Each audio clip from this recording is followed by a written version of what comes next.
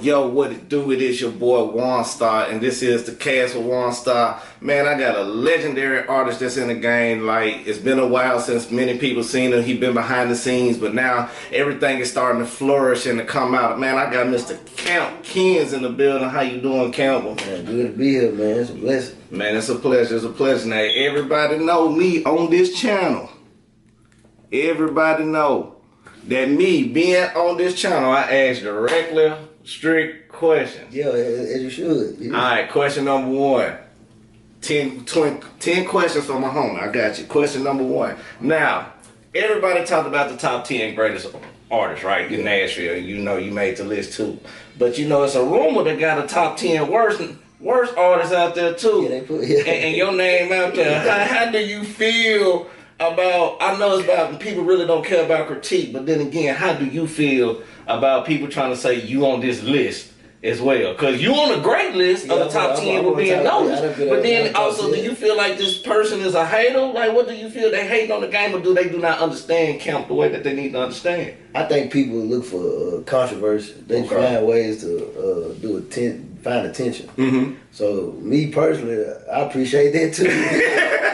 Get what? You just got me more listeners, more followers. Okay, so you like me, like all publicity is good publicity. Yeah, no matter what if it's you say. good or bad. Okay. I done learned that about this. Now that I got into. Okay, so tell us more about KAMP. Like how the name KAMP came about. Like tell us a little bit about the hardships, like as a child, like before coming into the artist of being KAMP. Yeah, see, well, I was born in Preston Taylor, but when I was 5 or 6, my little brother burned out our project. We moved to San Living, Berry Street. We moved on Lissy, so that's like the origin of KAMP. Like basically, I grew up in the project, so my life, I had to struggle, the basic struggle, but shit, we made it. I got 13 siblings. So what number are you in the sibling roster? I'm the second. Like for my daddy kids, my mom, I'm the oldest. Okay. It's 5 of us and my mama has. So you just had to do a lot of responsibility. Yeah, I had a lot of responsibility early being a big brother, so I'm used to taking on the big brother role and a lot of shit. Okay, now what made you start becoming an artist? Like what inspired you to take that as your career? What was your passions that led you to that? Man, my brothers, shout out my brother Bookie and Young Woo. Shout out Bookie and Woo. So they recording back then, it was 2012, so Audacity, they were doing the free trials. But I ain't know nothing about it because they in the closet recording. Yeah. So they was like, man, you should try it. I was 22 years old. I just got out of jail for robbery charge. So they're like, you might well go and try it. I went in there, he's like, man, just say what you think and put it on. I did, and they were like, no, you need to take it serious, start rapping. Okay. So first, they just gave me out from being in the streets, you know. So it basically kept me out the streets. So do you feel like that more changed your life more in the aspect from not going back into doing things? Cause we're talking to the youth too. So if a youth watching it, what would you tell them? Even though you telling the story, what would be the aspects of the inspiration of not to go down that road at the same time? The aspect of it is don't let it. You can't do both. It's hard to juggle the streets and rapping because I done tried it and I always bump my head. Bump your head trying to actually live out everything you're doing in your raps and talking about it, because then now they know who you are. So when you write as an artist, do you write more about people's stories? I know most of us as artists, because I'm an artist as well, so I know I talk about 70% of my life and 30% of maybe some people that I seen. So do you do the same thing, or what's your dynamic? It's all 100 you KAMP, this is what I done leave? Now I more so give a message, my music now is more so I'm telling you my story, but now I done elevated to not being having to actually tell you I'm gonna go do some stupid shit for you to believe that this is my character now. So by you being incarcerated to really turn around, because you just talked about you was incarcerated and you started rapping once you got out. So when you was in there, what was the mentality to keep yourself strengthened being incarcerated? Because you said you was in prison. So by being in prison, like, what was the mentality? Because most people on the outside just think, yeah, I can just go pop somebody. Yeah, I can go do this. And yeah, time is just like it's cool. But tell them the truth about what really goes down, like, in the system. The system fucked up, man. See, that first time when I went, I didn't think nothing about being a rapper at all. I used to kind of like, people be rapping, what the fuck you rapping for? Yeah. You know, table and shit, what the fuck you doing? But I got out and tried it, and I found a passion for it. So when I caught my charges and had to turn myself in this last time, it was more so like setting myself up for when I came home, my timeline of what I was gonna do to keep myself in the game. But basically, shout out my brothers Turn Up and all them, because basically they kept my name going while I was locked up the whole time, so they made it kind of easy for me to transition back into doing music. So did you write any music while you was coming out? Because I heard you got a song, Celebration. So what's Celebration about? Celebration, I wrote that when I got sentenced, because I was fighting like what kids need to learn about this too though, with these records.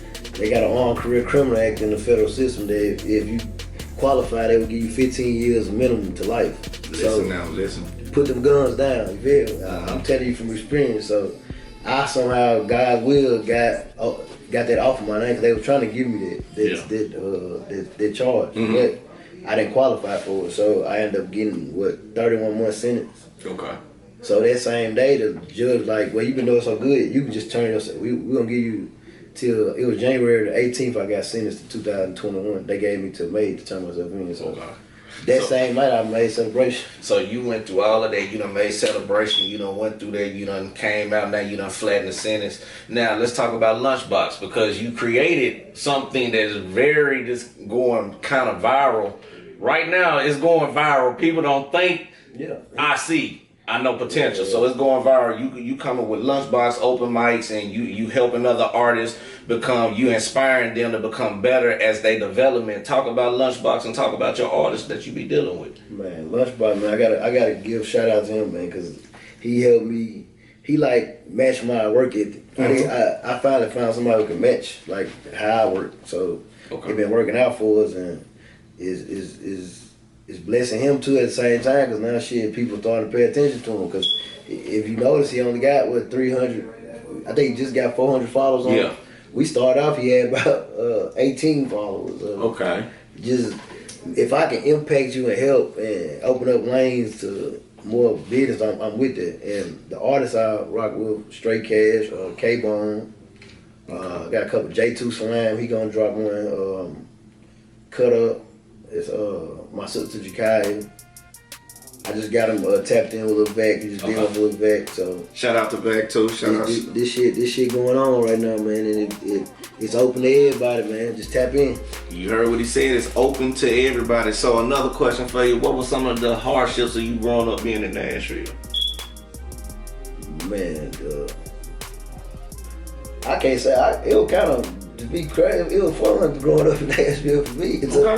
It was fucked up for us, but at that age that we didn't realize that the tools they got now, if we had those, that we probably would have been grew up. I got you. So when you was talking about family, because you just mentioned a whole lot of family members when you was naming your group, or your family out as the group, the artists. You was talking about your sister, you was talking about K-Bone, you was talking about other artists. If I forgot you, forgive me for it. It's not, don't take it personally against me. Now, my thing is, family is everything, especially to you when it comes to music. How is the family dynamic going for you with new management, with Slim being in the picture? Slim been around my whole career. Slim just went on, man. He was like, you know, you got your homie, he always stuck around you. He always stuck around me. But I got out and I had signed up to go to SAE to do engineering, learning how to record myself. So basically, when I see they had entertainment courses, of course I put the idea out to all my friends. But Slim, he took the initiative and did. So he really let me know that this is what he wanted to do, so I put him in position. Bet that. Not only that, like, since family's everything to you, and I noticed too, you know, I have been, you know, following you for a little minute, and I noticed you do a lot of motivational speaking. So what encouraged you to start putting out positive messages for people not to follow the same footsteps that you done been down? Man, I'm sad. I'm Pistol. I watch Pistol a lot. Shout out Pistol. Shout out. I'm watching LT, like people like that. Okay. Gambino, all them people motivate me to get a narrative out, because somebody need to hear it. Yeah. So tell us more about your music. Tell us about your latest project that came out, Rules to the Streets. Tell us about that, because I know you got more projects, but tell us more about Rules to the Streets. See, Rules to the Street happened. It's a true story though. Rules to the Streets is the day I got off of probation. Okay. I was on my truck route, so I'm way in, what was that? Knoxville. And my PO right man said, I got good news. She sent me the letter and said I was on probation, so I really supposed to be out of probation December 9th of this year. Yeah. So I got, the judge approved me to get off early. So that day I'm just in the car, I'm like, man, hey man, I clicked on fucking, what was it, B-Stars, and just clicked the first beat I heard, and I heard that beat. So yeah. Like, then I sent it to my little brother, and he like, I know you finna work that motherfucker. So I said, man, just give me some weed, set up the studio session. So shout out Woo, he got the studio session together.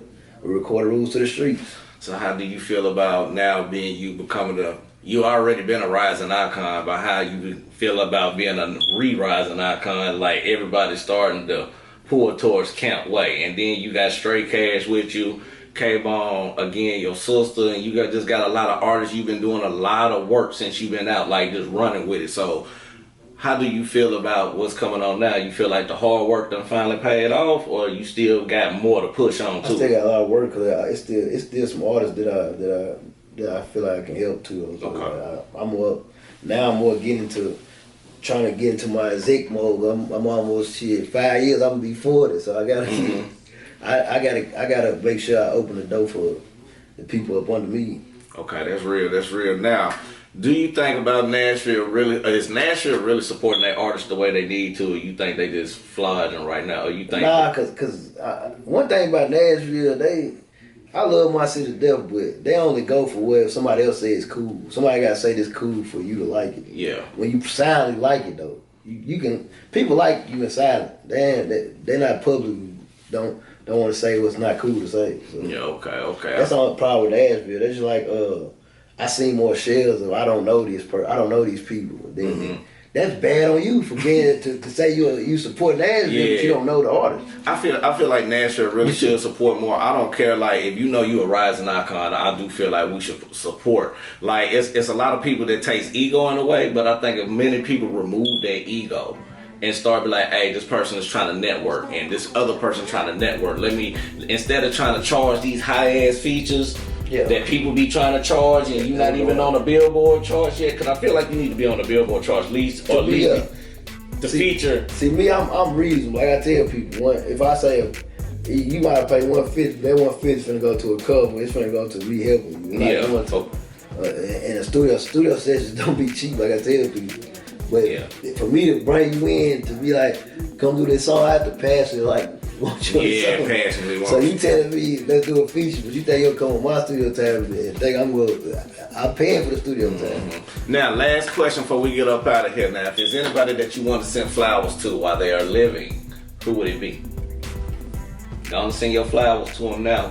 Somebody who done motivated you, inspired you. I don't care if they told you, man, start doing this, get in school, or whatever. I would say my grandma, because she done support me since I was a child, so I gotta always give her hugs. Okay. That's the reason why I'm so motivated, confident. Okay, shout out to Grandma, and I see you a very humble spirit. So I just want to say thank you, KAMP, so much for coming in. A little short interview. We will have to kick it where we do a full interview whenever we get time. This time, instead of coming in here, we're gonna turn around. I'm gonna come out there to you and see how you actually operate. See, I like it. It's been a pleasure. So shout out to KAMP KENS, y'all. Look. Again, make sure y'all hit that like, comment, subscribe button while we on YT. Now, not only that, if you're on any other social main platform, KAMP, tell them how they can get a hold of it. KAMP KENS on every platform. I keep it simple for y'all so y'all keep up what I got going on. And look, we have it, man. Appreciate you again for coming down. Appreciate you. Anytime for coming to do the interview. Now, just a 615 One Star the KENS, baby. Y'all already know we had another beautiful interview with KAMP KENS. Now, we'll see y'all till the next time. Yep. Yeah.